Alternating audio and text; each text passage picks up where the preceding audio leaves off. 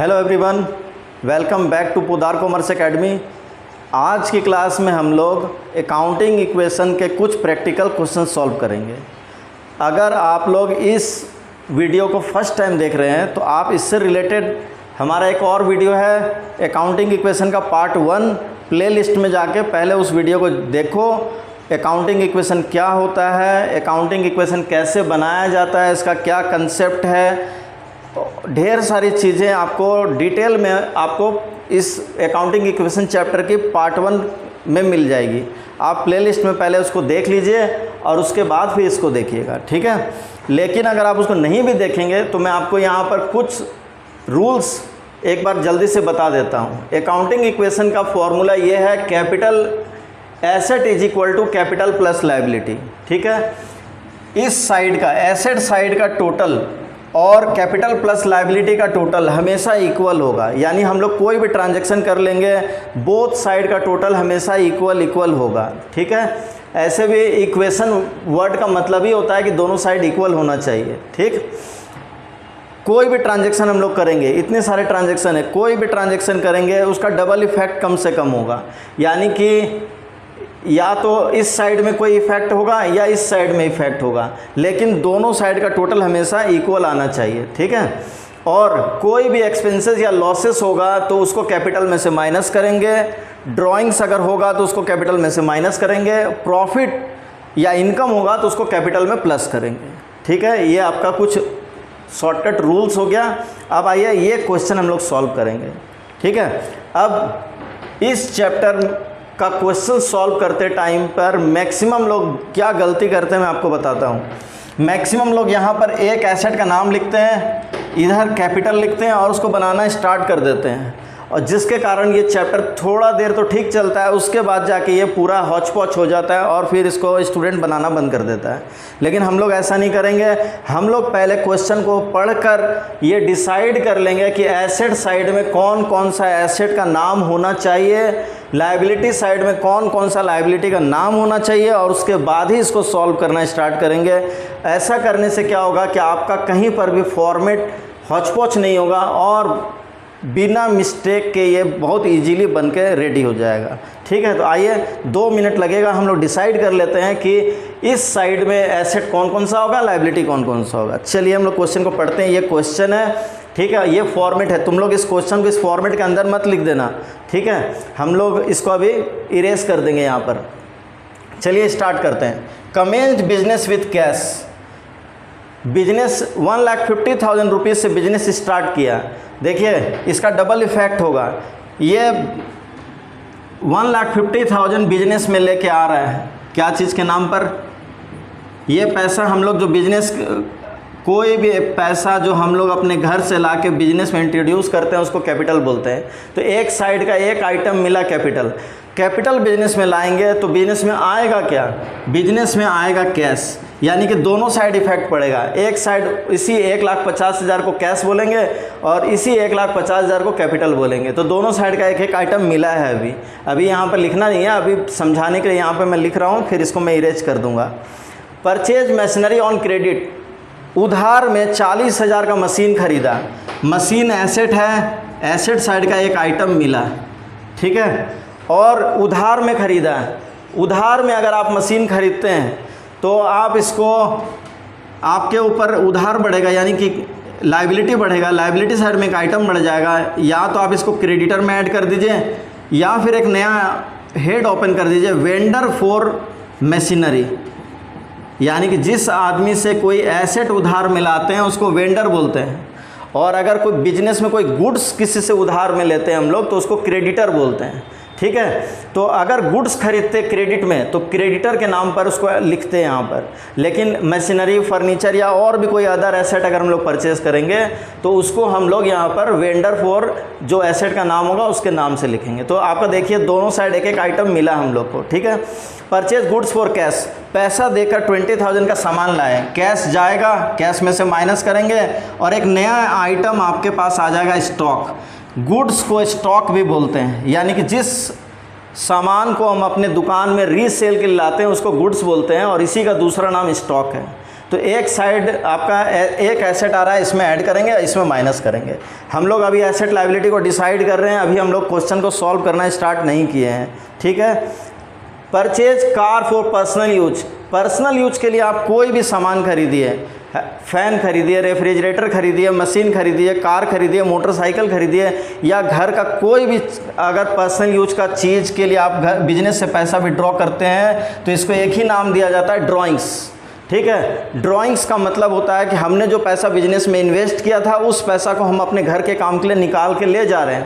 तो अगर आप बिजनेस से पैसा निकालेंगे पर्सनल यूज के लिए, चाहे आप कुछ भी करें, कार खरीदें चाहे कुछ भी खरीद लें, पर्सनल यूज अगर होगा कैश में से माइनस करेंगे 80,000, और आप अपना कैपिटल निकाल ले रहे हैं बिजनेस से, इसलिए कैपिटल से भी माइनस करेंगे। ड्राइंग्स अगर है तो उसको कैश में माइनस करना चाहिए, कैपिटल में माइनस करना चाहिए। Pay to creditor in full settlement, creditor को फुल सेटलमेंट में हम लोग क्या किए, 38,000 दिए। हम लोग अभी क्रेडिटर से क्या खरीद के लाए थे, मशीनरी खरीद के लाए थे, फुल सेटलमेंट में उसको 38,000 पेमेंट कर रहे हैं, ठीक है। फुल सेटलमेंट का मतलब होता है कि बस इतना ही पेमेंट करेंगे और पैसा नहीं देंगे, 38,000 में ही काम हो जाएगा। 40,000 देना था और सिर्फ 38,000 में ही मैटर क्लोज हो गया, यानी कि जो मेरा सप्लायर था या क्रेडिटर था या वेंडर बोलिए उसको, उसने 38,000 में ही फुल सेटलमेंट कर लिया, यानी कि अब वो 2,000 नहीं मांगेगा, यानी 2,000 उसने छोड़ दिया है, क्या बोल के, डिस्काउंट बोल के। मेरे लिए 2,000 रुपये का फ़ायदा हुआ, ये डिस्काउंट मेरे लिए इनकम है, तो इस इनकम को हम लोग कैपिटल में ऐड करेंगे 2,000। कैश कितना जाएगा, तो कैश मेरा 38,000 जाएगा, कैश में से 38 माइनस करेंगे। और आपका वेंडर फॉर मशीनरी, यानी इसको आप क्रेडिटर भी लिखते हैं, कोई कोई राइटर अपने बुक में इसको क्रेडिटर भी बोल के लिखते हैं, आप इसको क्रेडिटर भी बोल सकते हैं। इसमें से माइनस होगा 40,000, क्योंकि हमारा लोन पूरा पेमेंट हो जा रहा है 40, लोन यानी कि वेंडर फॉर मशीनरी में से पूरा 40 माइनस होगा, कैश में से 38 माइनस होगा, और प्रॉफिट 2,000 को कैपिटल में ऐड करेंगे, 3 जगह लिखेंगे। सोल्ड गुड्स फॉर कैश, 5,000 का सामान 4,500 में सेल किया, ठीक है। 5,000 का सामान 4,500 में सेल किया, पैसा आया 4,500, कैश में ऐड करेंगे 4,500। स्टॉक हमारा चला गया 5,000 का, 5,000 का सामान गया, स्टॉक में माइनस होगा 5,000, और लॉस हो रहा है यहाँ पर 5,000 का सामान कम में बेच रहे हैं, 500 कम में बेच रहे हैं, 500 का लॉस होगा। कोई भी लॉस होगा तो अकाउंटिंग इक्वेशन बनाने के टाइम पर उसको कैपिटल में से माइनस कर देना चाहिए, वो 500 यहाँ से डिडक्ट हो जाएगा। 3 जगह लिखेंगे, फिर से सुन लीजिए, कैश में 4,500 प्लस होगा, स्टॉक में 5,000 माइनस होगा, और कैपिटल में 500 लेस होगा क्योंकि लॉस हुआ है। अगर प्रॉफिट होता तो कैपिटल में प्लस करते, लेकिन यहाँ पर लॉस हुआ है, ठीक है। आगे बढ़िए। रेंट पेड, 1,000 का किराया दिया, रेंट एक्सपेंसेस है, कोई भी एक्सपेंसेस होगा तो उसको कैपिटल से माइनस करना चाहिए 1,000, और रेंट देंगे तो बिजनेस से कैश जाएगा, कैश में से माइनस करेंगे, यानी बोथ साइड इफेक्ट होगा इसका। 1,000 कैश में से माइनस होगा, 1,000 कैपिटल में से माइनस होगा, ठीक है। यानी कि इसके लिए कोई नया हेड ओपन नहीं करना है, जिसके लिए नया हेड ओपन करेंगे बस वही लिखेंगे, और जिसके लिए कोई नया हेड ओपन नहीं करना उसका नाम नहीं लिखना चाहिए, ठीक है। Commission received in advance, advance में कमीशन मिला, एडवांस में, ठीक है। 2,000 का पैसा तो आ रहा है 2,000, लेकिन ये एडवांस पैसा हम लोग किसी से लेके रख ले रहे हैं। मान लो कोई आदमी मुझे ऑफ़र करता है कि मेरा 100 मोबाइल है, आप इसको सेल करवा दीजिए, आपको 2,000 कमीशन मिलेगा, और ये कमीशन का पैसा मैं एडवांस में लेके रख लेता हूँ। अभी मैंने अपना काम कंप्लीट किया नहीं है, लेकिन एडवांस में पैसा लेके रख लिया है। तो अगर किसी का काम हम लोग नहीं करते हैं और पहले ही एडवांस में कुछ पैसा ले लेते हैं तो ये मेरे लिए लायबिलिटी की तरह है। अगर काम नहीं होगा तो ये पैसा मुझे पार्टी को लौटाना भी पड़ सकता है। तो जब तक मेरा परफॉर्मेंस नहीं होगा, मैं काम को कंप्लीट नहीं कर देता हूँ, ये मेरा इनकम नहीं होगा। तो जब तक कोई पैसा एडवांस है वो हमेशा मेरे लिए क्या होगा, वो मेरे लिए लायबिलिटी ही होगा। तो एक नया आइटम लायबिलिटी साइड में ऐड होगा, एडवांस कमीशन, एक नया लायबिलिटी ऐड होगा, एडवांस कमीशन। देखिए कैश तो आ रहा है, कैश में ऐड होगा 2,000, और एक न्यू लायबिलिटी अराइज हो गया, इसमें हम लोग ऐड करेंगे 2,000, ठीक है। तो अब देखिए पूरा क्वेश्चन पढ़ के कंप्लीट हो गया और डिसाइड भी हो गया कि इधर 3 आइटम होगा, इधर 3 आइटम होगा। ऐसा डिसाइड करने से 2 फ़ायदा हुआ, एक तो आपका एसेट लायबिलिटी में आपको कितना स्पेस रखना है इसका आइडिया आपको हो गया, और दूसरा कि क्वेश्चन में करना क्या है वो आप पहले ही समझ चुके हैं। अब आपको सिर्फ 2 मिनट लगेगा इसको बनाने में। अब देखिए यहाँ पर हम लोग लिखेंगे कैश प्लस मशीनरी, मतलब एसेट साइड में 3 नाम मिला, stock is equal to capital plus vendor for machinery, liability में वेंडर फॉर मशीनरी, और थर्ड आइटम का नाम है एडवांस कमीशन। एडवांस कमीशन ये लीजिए, हमारा फॉर्मेट रेडी है और अब हम लोग इसको बहुत इजीली 2 मिनट में बना के ख़त्म करेंगे। मैं इसको इरेज कर रहा हूँ, ठीक है। क्वेश्चन यहीं पे रहने दो, धीरे धीरे जब नीचे आगे बढ़ेंगे तो एक एक करके इसको हटाते जाएंगे। चलिए बनाना स्टार्ट करते हैं। Serial number 1, commenced business with cash. Commenced business, ये ट्रांजैक्शन का कॉलम थोड़ा छोटा रखना और शॉर्ट फॉर्म में इसको लिखेंगे। कैश में ऐड होगा 1,50,000 रुपया, मशीन अभी है नहीं, 0, स्टॉक अभी है नहीं, 0, कैपिटल में वही 1,50,000 लिखेंगे, मशीनरी का वेंडर है नहीं, 0, एडवांस कमीशन है नहीं, 0। जो आइटम नहीं है उसके सामने 0 लिखेंगे। चलिए एक लाइन हो गया। Second line, purchase machinery on credit, उधार में 40 का मशीन खरीदा। Second number point, purchase machinery छोटा छोटा लिखना। कैश 0 होगा क्योंकि हमने उधार में ख़रीदा है, पैसा दिया नहीं है, कैश में कुछ भी नहीं हुआ है। मशीनरी बिजनेस में आएगा, ये एसेट है, यहाँ 40,000 लिखेंगे। स्टॉक अभी है नहीं, 0, ठीक है। कैपिटल में अभी कुछ नहीं लिखना क्योंकि प्रॉफिट या लॉस कुछ भी नहीं हुआ है। वेंडर फॉर मशीनरी में लिखेंगे कितना, 40,000, जितना का आप उधार लेके आए हैं, और एडवांस कमीशन है नहीं, 0। 2 इक्वेशन जब आमने सामने हो जाता है तो एक बार इसका बैलेंसिंग कर लेना चाहिए, यानी कि टोटल कर लेना चाहिए। यहाँ पे एक लाइन खींच लीजिए और हम लोग यहाँ न्यू इक्वेशन निकाल लेंगे। यहाँ दोनों को जोड़ो, 1,50,000 प्लस 0, 1,50,000, 0 प्लस 40,000, 40,000, ये 0 होगा। 1,50,000 प्लस 0, 1,50,000, यहाँ 40,000, यहाँ पे 0। ये हमारा न्यू इक्वेशन आ गया, ठीक है। आइए थर्ड ट्रांजैक्शन में, परचेज गुड्स फॉर कैश, 20,000 का गुड्स पैसा दे के लाए। परचेज गुड्स 20,000, देखिए कैश में से माइनस होगा 20, कैश में से माइनस 20, मशीन में कुछ हुआ नहीं है, 0, स्टॉक में ऐड करेंगे 20, प्रॉफिट लॉस कुछ हुआ नहीं है, कैपिटल के सामने 0, वेंडर में कुछ नहीं होगा, 0, एडवांस कमीशन में कुछ नहीं होगा, 0। अब इसके बाद फिर एक बार न्यू इक्वेशन निकाल लेंगे। 150 में 20 माइनस करो, 130 plus 40,000 plus 20,000 is equal to 1,50,000 plus 40,000 plus 0, ठीक है। यहाँ तक हमारा न्यू इक्वेशन आ गया। अब आप बीच बीच में इसका बैलेंसिंग कर करके देखिए कि दोनों साइड का इक्वल हो रहा है कि नहीं, कि बात में सच्चाई है कि नहीं।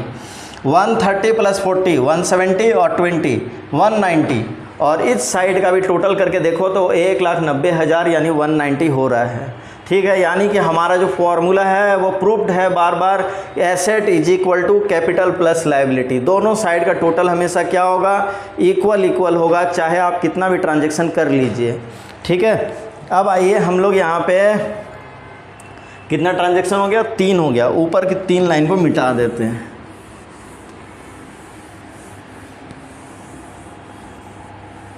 चलिए अब आगे और बचा हुआ उसको देखते हैं।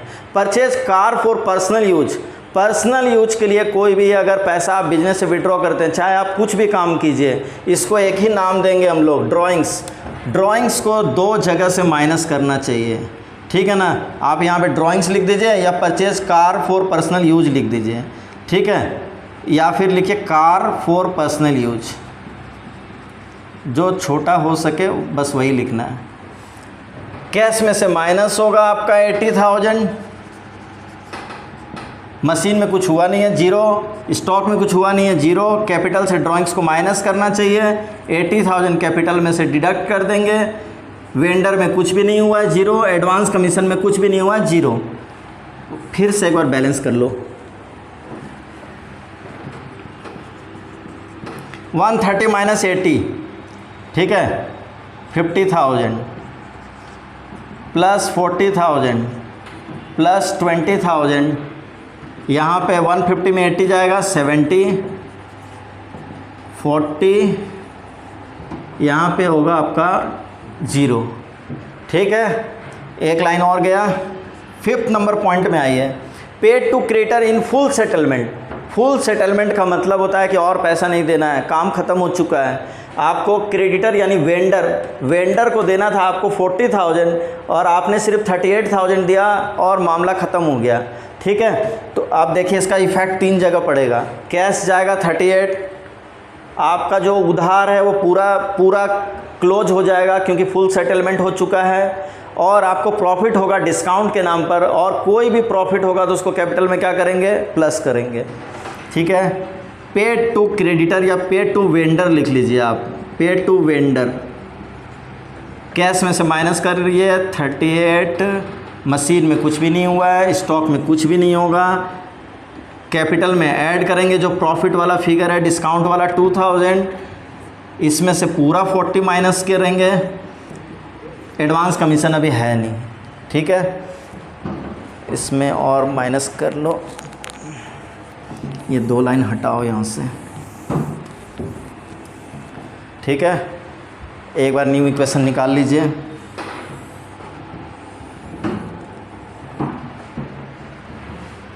New equation 50 minus 38 12,000 plus 40,000 plus 20,000 is equal to आपका हो जाएगा 72,000 प्लस 0, 40 माइनस 40 0 हो जाएगा, और यहाँ पे अभी 0 है, ठीक है। अब आप आइए, sold goods for cash costing 5,000 4 rupees 4,500।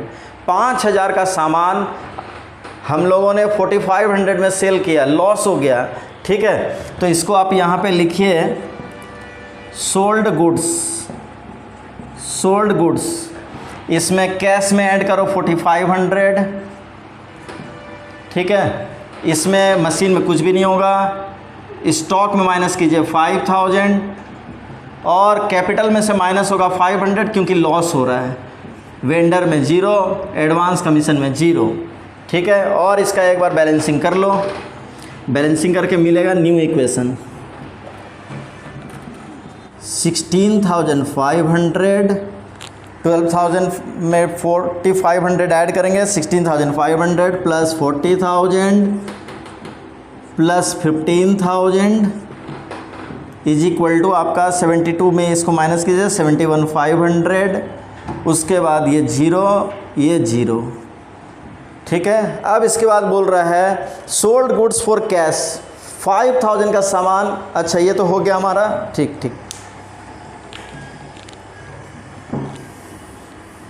ठीक है। अब इसके नेक्स्ट लाइन में हम लोग आएंगे, पेड रेंट 1,000। रेंट अगर पेमेंट करेंगे तो हमारा क्या होगा, ये एक्सपेंसेस होगा बिजनेस के लिए, तो इसको हम लोग कहाँ लिखेंगे, देखिए पेड रेंट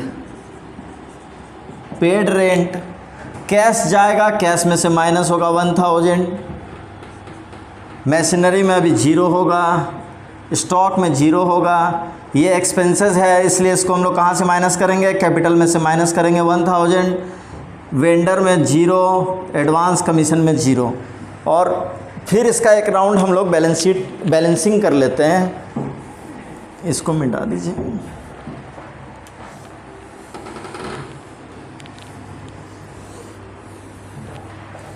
ठीक है। न्यू इक्वेशन आएगा 16,500 माइनस 1,000, यह आ जाएगा 15,500 प्लस 40,000 प्लस आपका 15,000, इसके बाद इस साइड में आएगा 70,500 0, ये आएगा 0, ठीक है, अब लास्ट एक लाइन बच गया है, commission received in advance 2000, commission received in advance 2000, 8 number, commission received in advance 2000, advance में कमीशन लेंगे तो कैश आएगा, कैश में हम लोग ऐड करेंगे 2000, मशीनरी में कुछ भी नहीं होगा, स्टॉक में कुछ भी नहीं होगा। एडवांस कमीशन लेंगे तो इनकम में भी यानी कैपिटल में भी ऐड नहीं करेंगे, क्योंकि ये हमारा करंट ईयर का इनकम नहीं है। करंट ईयर का कोई इनकम होता है तभी उसको कैपिटल में ऐड करना चाहिए। एडवांस कमीशन करंट ईयर का इनकम नहीं है, इसलिए उसको कैपिटल में ऐड नहीं करेंगे। ठीक है, वेंडर में जीरो, एडवांस कमीशन हमारे लिए लायबिलिटी है, इसीलिए एडवांस कमीशन को एक नए लायबिलिटी के हेड में ऐड करेंगे 2000। ठीक है, और अब हम लोग इसका एक बार फिर से बैलेंसिंग कर लेंगे। ठीक है, अब इसका बैलेंसिंग कर लो। लास्ट 15,500 प्लस 2000, क्योंकि कमीशन का पैसा आ रहा है, कैश में ऐड होगा, दोनों को ऐड कीजिए। 17,500 प्लस 40,000 प्लस 15,000। ठीक है, और इस साइड का होगा 70,500 प्लस 0 प्लस 2000, यानी 72,500 इस साइड का टोटल आ रहा है। इस साइड का भी ऐड करके देख लो कि इक्वल हो रहा है कि नहीं हो रहा है। इधर का आ रहा है आपका 17,500 plus 40,000 plus 15,000, both side equal हो चुका है। यानी कि आप समझ गए होंगे कि अकाउंटिंग इक्वेशन का जो फॉर्मूला है asset is equal to capital plus liability. आप देखिए हर ट्रांजैक्शन के बाद, चाहे इतना सारा ट्रांजैक्शन हम लोग कर चुके हैं, लेकिन बोथ साइड का टोटल हमेशा क्या हो रहा है, इक्वल हो रहा है। ठीक है, आई होप आप लोग अकाउंटिंग इक्वेशन को बहुत इंजॉय कर रहे होंगे, अच्छी तरह से इसको समझ भी रहे होंगे। ठीक है, हम लोग आने वाले कुछ वीडियोस में और क्वेश्चन सॉल्व करेंगे, जिससे आपका कंसेप्ट और क्लियर हो जाए अकाउंटिंग इक्वेशन को लेके। इससे रिलेटेड एक वीडियो और है प्लेलिस्ट में, आप उसको देख सकते हैं। उसको पहले देखने के बाद अगर इस वीडियो को देखेंगे तो ये ज़्यादा क्लियर होगा। ठीक है, मिलते हैं नेक्स्ट वीडियो में। Good bye.